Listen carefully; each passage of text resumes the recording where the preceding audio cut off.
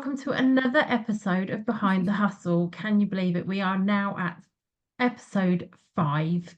I'm Emma, and today we are going into the world of editing with our incredible guest, Karen Sanders. A professional editor with over 10 years of experience, Karen has worked with both fiction and non-fiction authors, including Amazon bestsellers. Today, we'll be discussing her journey as an editor and see what it takes to help authors polish their work for the world to see. Good afternoon, not good evening. I told you I'm having one of them days. Good afternoon, Karen. It's one of those How days, are you? Thank you for joining me. Thank you. So tell me all about your business. What inspired you to become an editor? How did you get started working with authors? Okay, so this is quite a long journey, in fact. So I let's not say those words.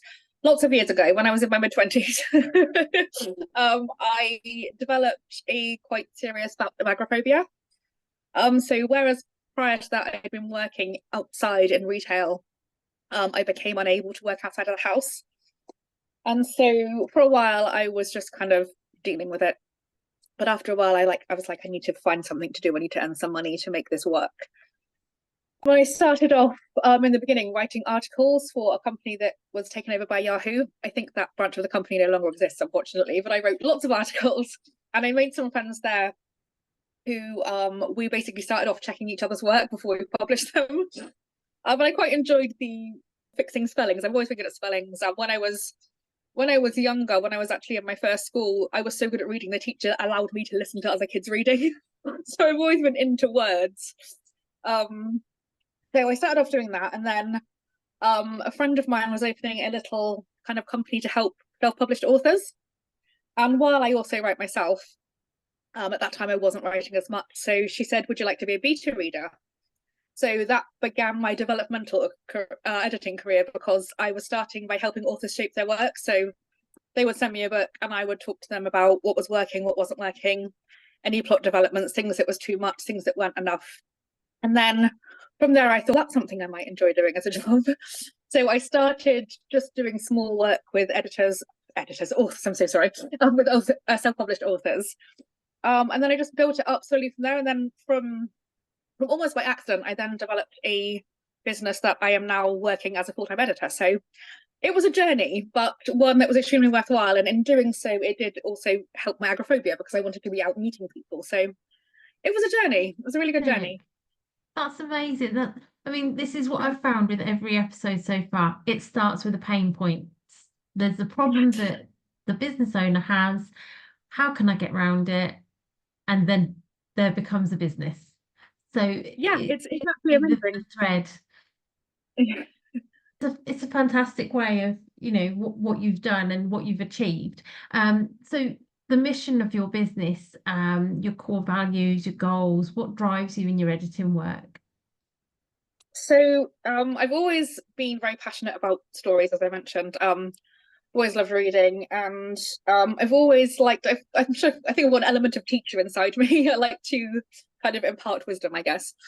So as I started beta reading, I found that what I really wanted to do was become the kind of editor that would encourage and nurture writers, rather than be like red pens everywhere. Kind of, I had a lot of clients come to me saying their confidence had been really, really damaged by editors who have been just cruel to them. Some of the stories I heard are insane. Things such as telling people they should never have picked up a pen in the first place. And it's like, it's not a good way to do business. So what I wanted to become was the kind of editor who could improve people's writing, but to do it in a way so they didn't feel they were being attacked. So they felt like their skills were being nurtured.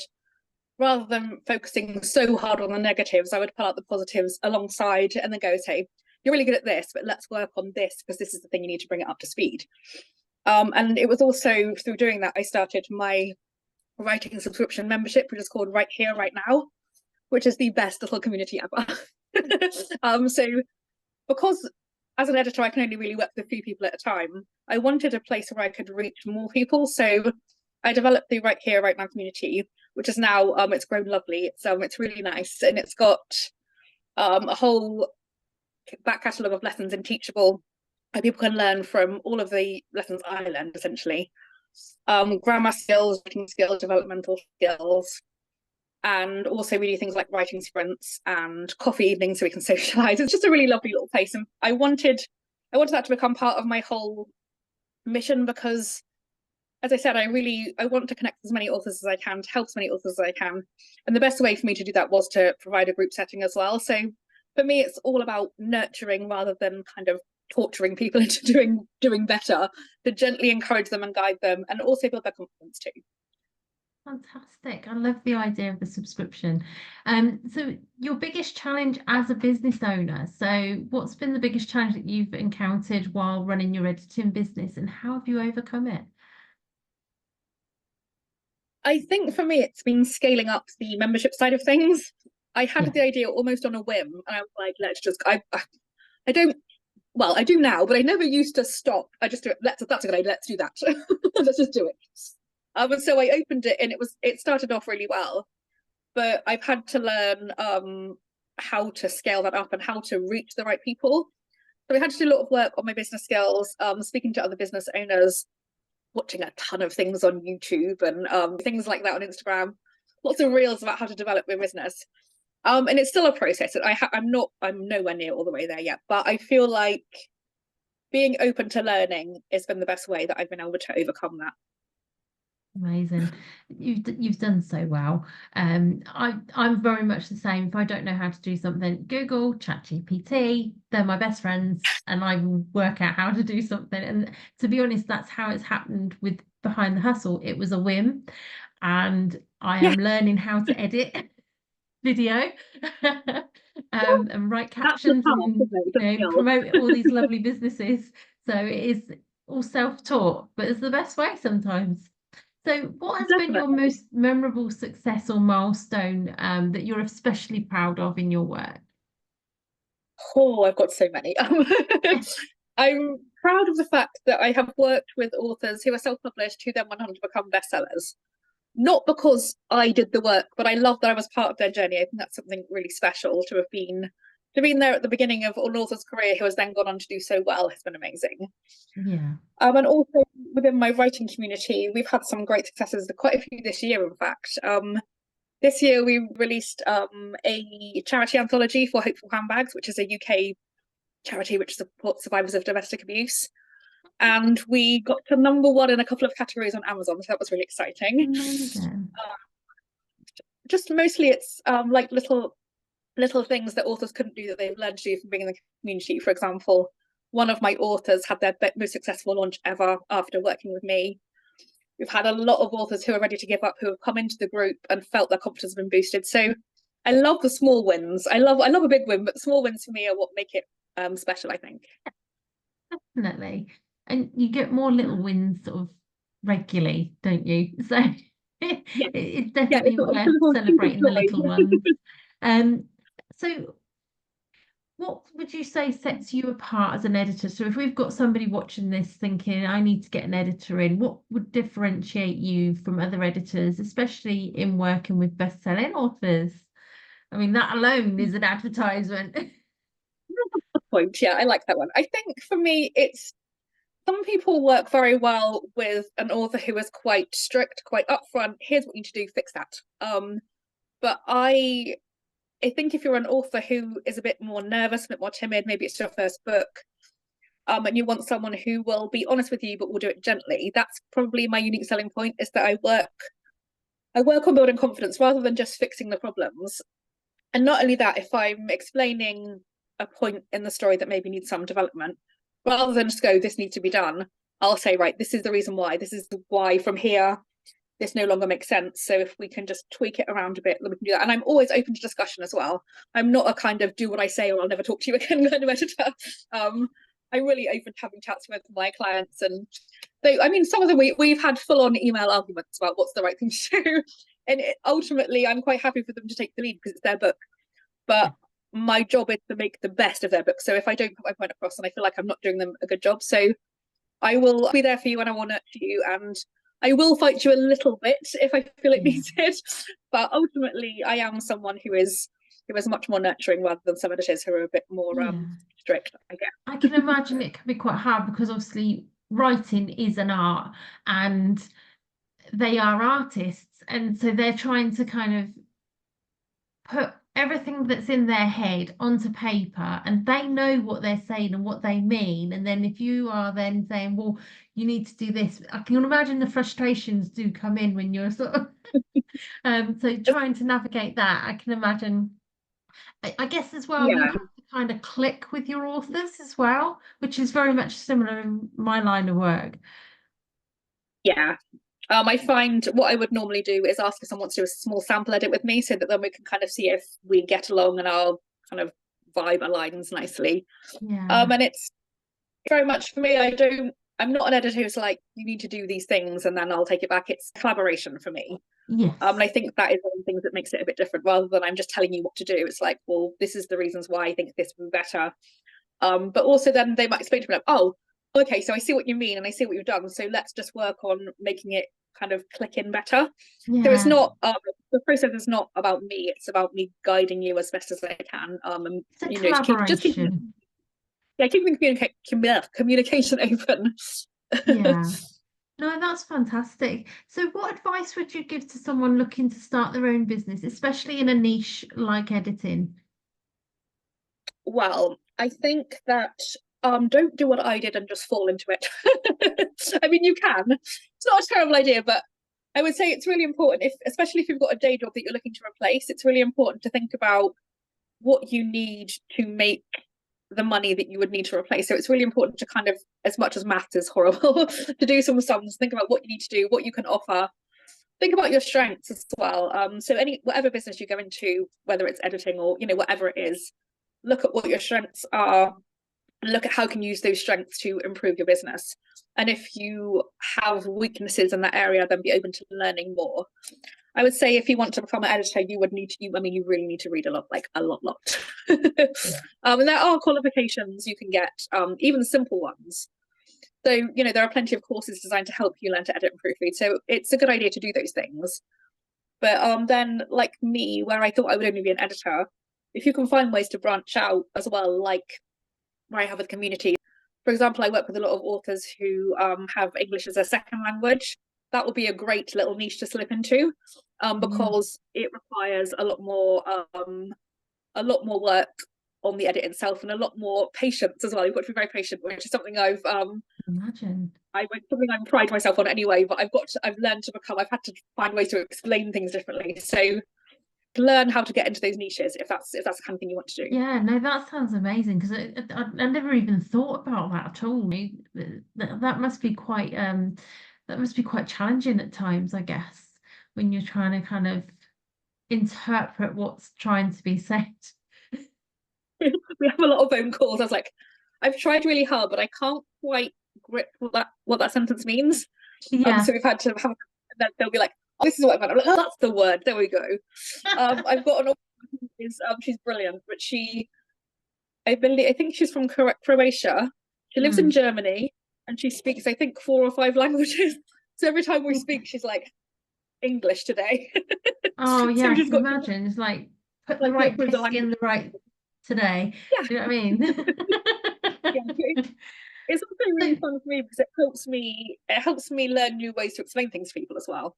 Yeah, crikey. It sounds really interesting. There's a lot more to editing than I thought. I just see, the name and the business comes up on the page, and I'm like, okay, editing. But I don't think I really gave it that much thought as what you actually do until I speak to you. So this is why these little interviews are so important, because people getting to know you and your business and what you actually do. It's a nice little educator for us. So moving on to the role of community in your business. I know you said you've got your little subscription community. But what about the local community as well as online? How important is that to your business, and how does your business give something back to the community?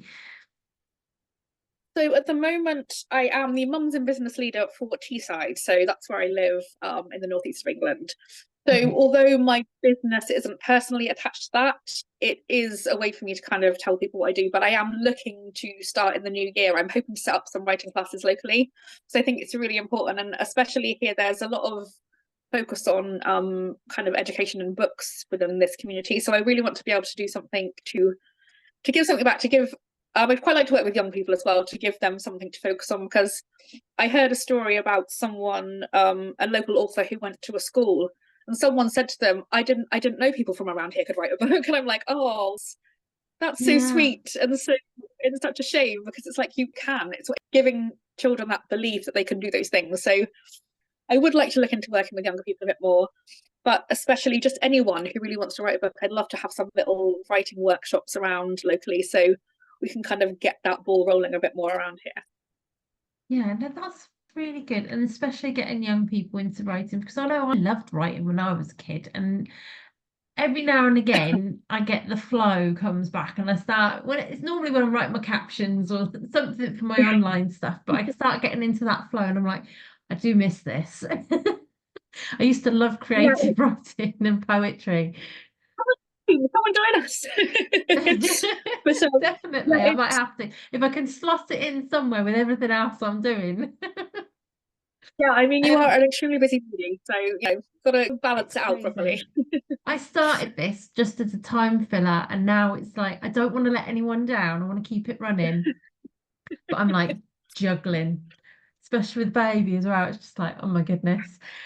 So the future of your business, so how do you see your business evolving in the next few years? And are you looking at any exciting projects? Is there anything in the pipeline that you can tell us about? This is a semi-exclusive. It's not a full exclusive. A few people know what I'm planning, but in the interests of teaching more people and kind of helping people develop their writing skills a bit more, what I'm looking to do is move teensy bit away from the one-to-one edits as I've been doing for the last kind of 6, 7 years. And I'd like to look at more kind of group coaching programs where I can reach a group of people. We can all learn together. And also it's like a smaller version of the community, and that everyone, it's a smaller group. Not everyone is gonna, it's not gonna be so many people like in the group. And then they can help each other and maybe find also their own critique partners who want to beta read for them as well. So it's sort of multifunctional in that they will learn. Plus they will make some new friends, hopefully. And just have someone to help them develop those skills as they move forward. So I'm looking to do a couple of courses. I'm looking to do a course about characters, which is going to be really exciting, and the formation of how all of that comes together in a story.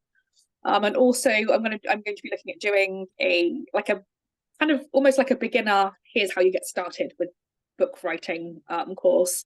And I'm also hoping to do some more speaking events. I did my first speaking event this year in Amazing. Newton Abbot, back That's down in Devon, which is fantastic. where I'm actually from. So yeah, I'm looking to do a bit more guest speaking about how creative writing can help you with your mental health too. Yeah, that's brilliant on a personal note as well, because obviously from where you started, the fact that you're out there doing public speaking now is you've come on leaps and bounds, and it's something you should really, really be proud of.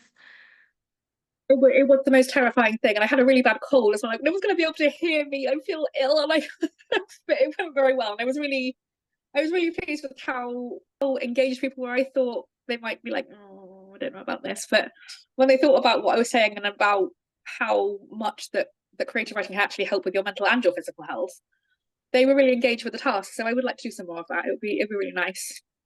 Hope we see you doing more of that soon. So we've come to the last question, believe it or not. We seem to be flying through these interviews just lately. Wow. I think it's because I'm using Zoom and we've got like a 40-minute timer on us. Very conscious. Um, so, final niche question. If you could edit the work of any author, past or present, who would it be or why? Now, usually I say if you could have someone promote your business, but I think for this instance, who would you like to edit for? Oh, one of my favorite authors is Cecilia Ahern.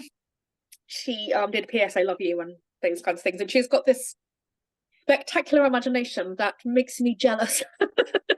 um, like I wish I could crawl around inside her head and see how her brain works, because it's just beautiful. So I would love to work with her. I would love to edit her books because she is a fantastic, fantastic author. And yeah, she blows me away.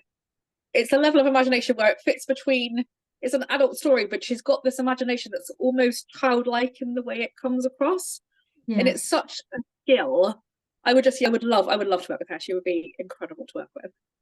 Yeah, that sounds amazing. So we're at the end now. Is there anything you would like to tell the audience? Because we do have a little bit of time left. Is there anything you'd like to tell the audience? This is your chance to promote yourself. Okay. Oh, that's quite scary. Okay. Oh, have done like an elevator pitch kind of situation. I would say that what I would say is that I think there is a belief, a lot of people say that anyone or everyone has got a book inside them, and I think that's probably true. But what you really need is the creativity and the drive to learn all of those things. So if you're someone who is really eager to put your story onto paper, if you want to learn the craft of writing better, if you want to understand the kind of more practical side of things where you have to learn how to upload your books onto Amazon, all of those things, we have all of that within the Right Here, Right Now community. So I'm happy to help, and I'm happy to answer any questions anyone might have. I think you've got links to my socials and stuff like that too. Yeah, we'll put Facebook, Instagram, and your website on the post when I send it out. So yeah, I'm happy to speak to anyone about anything book related. I mean, I'll talk about books all day long.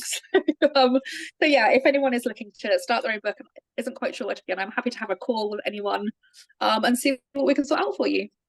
Fantastic. Thank you so much for adding that little bit in. We haven't done that before, but because we've gone through so quickly, I felt it's only fair. So thank you so much for sharing your insights with us today. It's been an absolute pleasure speaking to you and to hear all about your journey. I'd love to wish you all the best for moving forward with everything, and I will be cheering you on as I do all of our Behind the Hustle interviewees. If you'd like to learn more about Karen's work, be sure to check out the website, which I will be putting in the links, social media links. All the details will be in the description. And obviously, if you are interested in writing your own books, do have a look at the Right Here, Right Now, was it? Did I get that correct? Yeah, you can find it all attached to my Karen Sanders editing website. So yeah, you can have a look on everything you need to. No problem. So Right Here, Right Now, look on the website, look that up, and let's have some more authors coming out of this. And you can all thank me for these amazing books that are coming out. Royalties in the form of, donuts, chocolate cake, diamonds. Or just send me the books so I can read them. Yeah, you'll get the books. I think you'll get the books. So, as I said, all the links will be on the description. Thank you again, Karen, and everyone, please join us next week for another episode of Behind the Hustle. I'll be announcing that probably beginning of next week. We will be featuring yet another incredible entrepreneur with another story, so please do stay tuned. If you enjoyed today's episode, please like, comment, share, shout it out from the rooftops, tell your friends, tell your neighbours. And if you're a small business owner and you'd like to be featured, please do feel to reach out to me because I do love a story. So get in touch. Thanks again for watching Behind the Hustle. Until next time, please do keep hustling and keep supporting our small businesses.